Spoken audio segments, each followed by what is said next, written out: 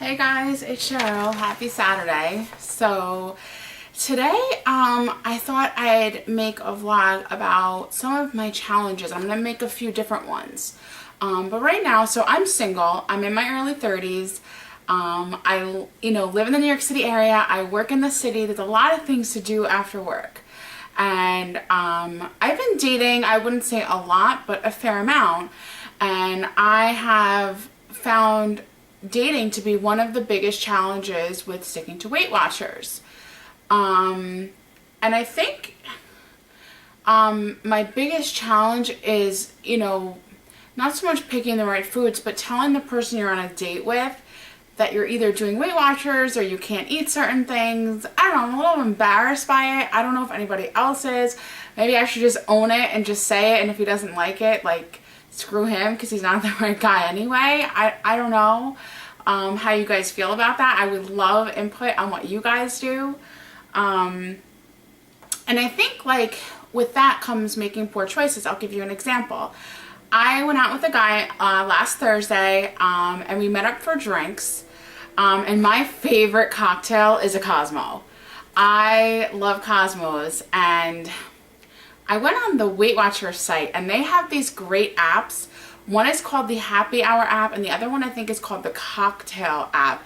And you can essentially drag different things. Like for the Happy Hour app, you can drag different foods over, and for the Cocktail app, you weigh two drinks against each other. So I just, I guess, never thought a Cosmo would be that bad. And I think a lot of people that I've talked to have said, oh, well, it's liquid. How many points can it possibly have?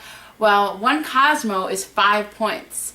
I had 3. That's 15 points just on alcohol I had.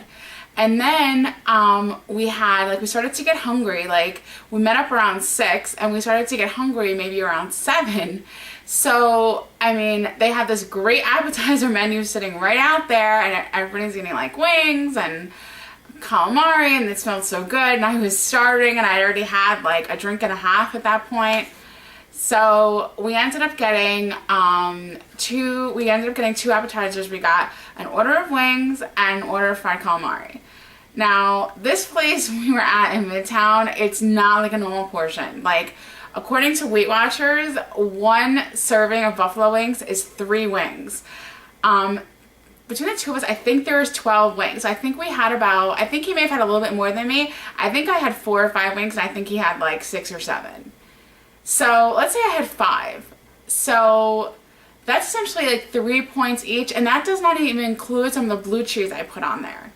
So let's just say, and I didn't look up how many points blue cheese was, but let's say that's another 15 points just for wings, and let's give it another 5 points for the blue cheese because I didn't put that much on.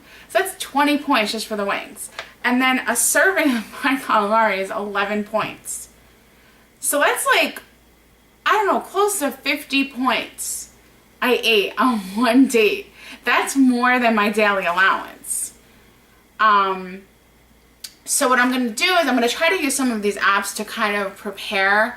And usually especially if it's a first date, I'm going to suggest the place usually just so I'm comfortable. Or if he does, I'll know in advance so I can look on, hopefully they'll have a website and have their menu so I can make some smarter choices. I'm definitely looking at these apps because I definitely don't want to have a 50-point date anymore. Again, I can't believe I did that. It's, I feel I work so hard and then I blow it on these stupid things because I just don't plan.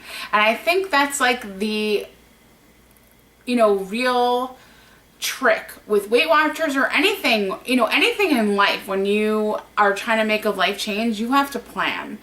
And when I say, oh, I'm too busy to go to the supermarket, or I'm too busy to do this, that's when I either gain weight or don't lose weight at all. Or when I say I'm too busy for kickboxing, I'm too busy for this. And that also happened this week. I was literally out every single night this past week. I had 2 different dates, and then I had a work event another night. And then I went to dinner with a friend another night. So usually I go to kickboxing. Kickboxing is Monday, Tuesday, and Thursday night, and Saturday mornings. I went this morning, so I did that, but I didn't go at all this week. Usually I try to make it at least Tuesday, Thursday. I don't usually make it on Monday because usually I end up working late on Mondays, but So I ate horribly this week. I weigh myself on Sundays, so I'm expecting a gain this week. I'll be happy if I stayed the same, but I definitely, am looking at this as a lesson learned, like what not to do. And I think that's the best thing I can do rather than beating myself up about it, because I don't want to get to the point and be like, oh, this doesn't work for me, because it does work for me. Weight Watchers has worked really well for me. I have battled with my weight my whole life, since I'm probably about 7 or 8 years old. I'm going to be 31 this year. I've been chubby pretty much my whole life. And it went kind of out of control when I hit my late 20s. And I gained a lot of weight. And I'm always, was trying things. My parents even sent me to fat camp, which is a whole other story. And nothing seemed to work for me. And one of my really good friends, I have one friend that had a lap band, another friend that had a gastric bypass. Both of them had successful weight losses, but I see there's a lot of issues with that. And I don't necessarily have the want to go and have surgery. So, and I know I need to do something, and it's not that I know I am comfortable with who I am, but I feel like everybody's a work in progress. And I feel like this is just like the work in progress. And it's not so much about looks, it's about health. How many things are caused by obesity, diabetes, heart disease, cancer? They're linking cancer to this now. I have PCOS, which is polycystic ovarian syndrome, which is caused by being overweight, and keeps you, once you have it, it's really hard to take off weight. So I really, not even just for looks, but for my own health. I mean, my father is a diabetic. Both my grandparents on my mom's side had heart disease, all sorts of other things run in my family. And I feel like I was lucky in my 20s that I didn't get any of those. And I feel like type 2 diabetes is like looking at me around the corner if I don't do something. And I know there's a lot of people who are like, oh no, you're fine, blah, blah, blah. No, I'm not fine. I feel like crap all the time. I've lost 41 pounds. Even just losing 41 pounds, I have so much more energy. I'm not out of breath. I don't need my asthma medication as much. I don't need my acid reflux medication as much. And I can tell the difference in myself. And I feel like I'm sleeping better. I feel more well rested. So I feel like if I could take off another 40 pounds, it took me almost 5 months to take off 40 pounds. So I'm doing it healthy and slow and doing it at my own pace. If, let's say I started this in January, end of January I started. Let's say by like my birthday in October, if I could have lost 80 pounds, that would be great. My goal is, like, I do have a number in mind, is I want to lose 100 pounds by March of next year. And that's when my brother is getting married. And it's not that I have this dream of being like this thin girl in his wedding party. No, I want to be healthy. I want to have fun, and I want to look good in a bridesmaid dress. I don't think I'll ever be thin. I don't think I'll ever be a size 4. I'm just not built that way. But if I could be healthy and a decent size and be able to buy nice things and, maybe be able to run, things like that, I'd be very happy. So that's where I'm at right now.